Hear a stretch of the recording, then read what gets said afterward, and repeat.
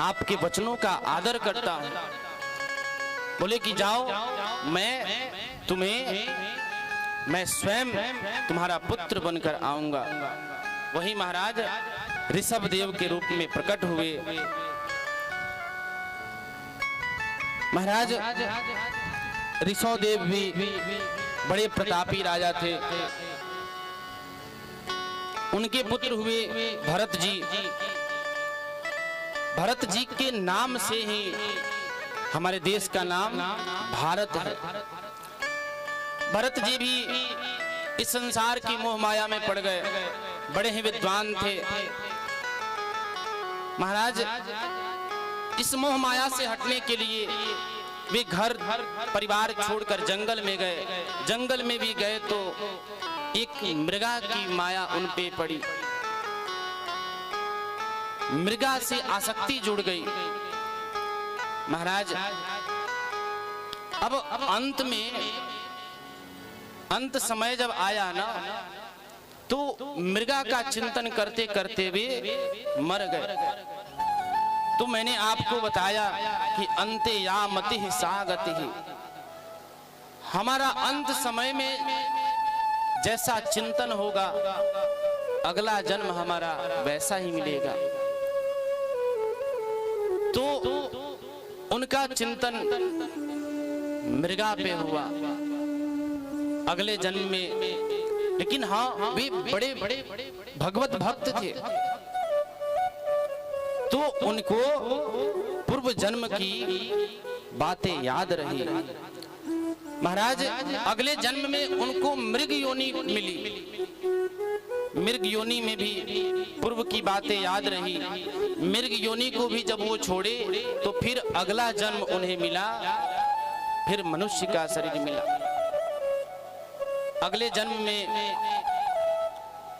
भरत जी सोचे कि अब हमें इस मोह माया में नहीं पड़ना। और भरत जी सोचे कि ये दुनिया जो है ना, ये दुनिया हमसे काम तभी तक कराएगी जब हम इस दुनिया के काम लायक रहेंगे। अब तो इस जन्म में अपने को जड़ साबित कर दिए, बिल्कुल मूर्ख की भांति रहते। सब कोई उन्हें मूर्ख समझ के, जड़ समझ के, जो बुद्धि से हीन हो। महाराज उनके पिताजी जो थे ना, खूब पढ़ाने का प्रयास किए, बिल्कुल नहीं पढ़े, क्योंकि भगवत कृपा से पूर्व जन्म की बातें इन्हें याद थी। माता पिता के सिधारने के बाद भरत जी को भाई लोगों ने कहा कि अरे ये तो घर पे पड़ा रहता है, बस खाता पीता है। एक काम करते हैं, खेतों पे डाल देते हैं। खेतों की तो कम से कम रखवाली करेगा। खेतों की रखवाली करने के लिए उन्होंने खेतों पे डाल दिया। भोजन पानी की व्यवस्था खेतों में ही कर देते। खेतों में ही मूर्खों की भांति पड़े रहते। महाराज उसके बाद एक बार एक डाकू अपनी कामना को पूर्ण करने के लिए देवी भद्रकाली को बलि देने का वचन दिया। अब जब बलि देने का निश्चय किया, जिसका बलि देने वाला था वो तो भाग गया। फिर वो अपने सैनिकों से बोला कि जाओ, जो भी मिले उसे पकड़ के लाओ। सैनिक गए, भरत जी को पकड़ के लाए। भरत जी को जैसे ही वह बलि देना चाहा, महाराज माता भद्रकाली प्रकट हो गई। जैसे ही वह तलवार निकाल के उनका बलि देना चाहा कि सहसोच्चाट सैव देवी भद्रकाली, तुरंत देवी भद्रकाली प्रकट होके और उस डाकू का अंत कर दिया। महाराज इस प्रकार से जड़ भरत जी को बचाया उन्होंने। जड़ भरत जी बोली कि जब मुझ पे देवी की कृपा है तो अब मेरा कोई कुछ नहीं कर सकता।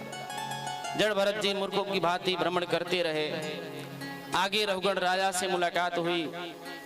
रघुगण राजा जो थे वे यात्रा कर रहे थे, सत्संग में जा रहे थे।